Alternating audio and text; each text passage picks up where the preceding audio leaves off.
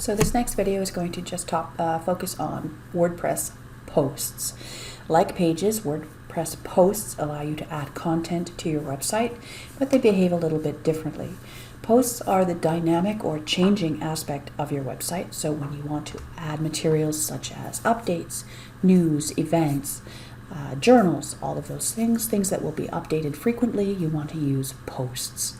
Pages are for static content. Posts are for dynamic or changing content. This process of creating posts is very similar to creating pages, but you locate them in the posts section of your website in your dashboard.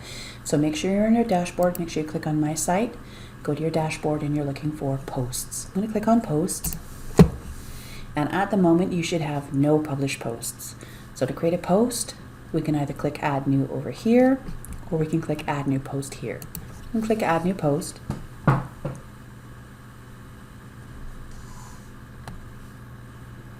So posts do not have templates in the way that pages have templates. There's only one post template for most themes.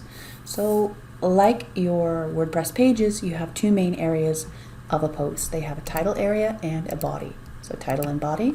So we want to make sure that we always include a title for our post. Every post should have a title. And so we're going to call this one Practice Post. I'm going to call it Practice Post 1 because we might be doing a couple of practice posts. I'm going to call this Practice Post 1. And I'm just going to put in here, this is my first post. Hello world. Okay, so we're going to create a post, and this is the content.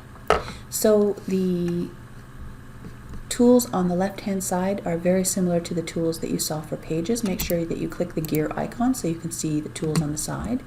Make sure you click Save Draft so that you don't lose your work. And as you're working with the post, you make sure that you click periodically. There will be an update button so that you will save any changes that you make. So in the controls area here, there are two areas of control: block level control and post level control. I want to go to the post level control and take a look at some of the properties of a post. Like a page, they have visibility, and the same visibility applies: public, private, or password protected. We want to make sure that all the posts in our website for this project are public, so we're going to make sure we choose public.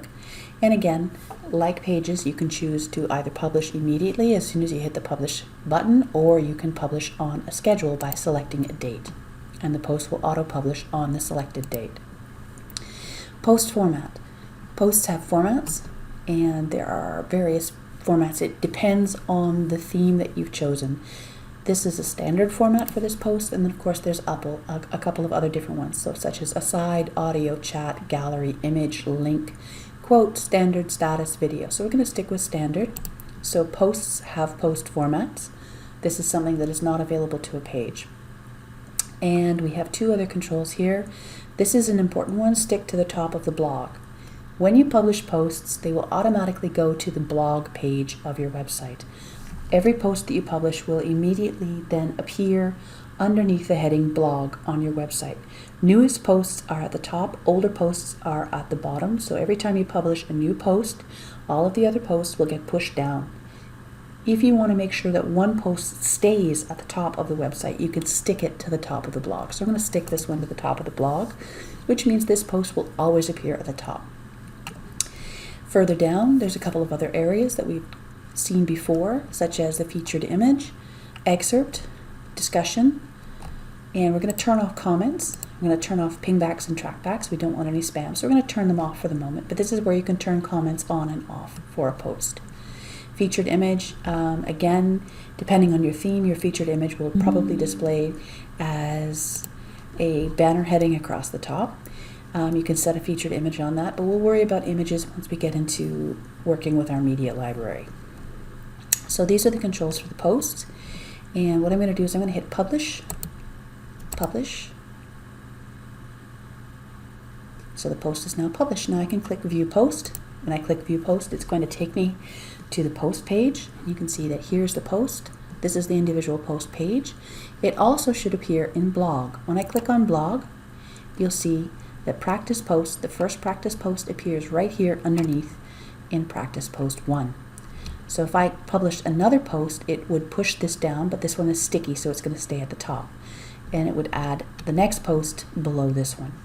Okay, so every post that I add is going to be added to my blog. So let's go through those steps again, and we're going to add a second post. So I'm going to click on my site. I'm going to go to my post section. You can see that I now have a single published post. I'm going to click add new post, and we're going to call this one practice post 2. Okay. And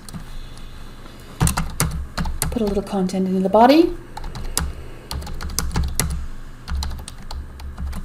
A little content in the body.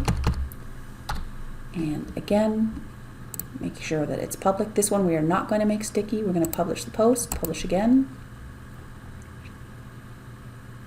And this time I just want to go to the front page of my site. I'm not going to use the view post button over here. I'm going to go over to the W, the WordPress W. When I click on that, I'm going to click on view posts, and I'm going to click on the address. I want to see my actual website. Okay, so this is my actual website. Click on the link.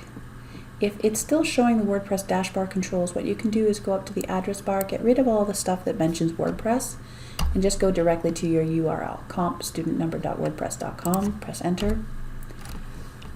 And on my home page, it's actually showing my posts, and then I'm going to click on the blog page, and you can see that the posts are there on my blog page as well. So that's one of the main differences with posts. Unlike pages, I don't add them to my menu. They will automatically appear in the blog section of my website. So when you're creating posts, just be aware that they're used for things that are dynamic, things that change frequently, things that need to be updated, such as events, such as journals, perhaps news, maybe social commentary, things that you're going to add frequently to the website to add content to your website. So for the project that we're doing, you're going to create 2 posts, and at minimum. So you're going to need at least 2 posts. Now these 2 practice posts we're going to delete at a later date, but for now we can just leave them in here, and we're going to play with them in a little bit.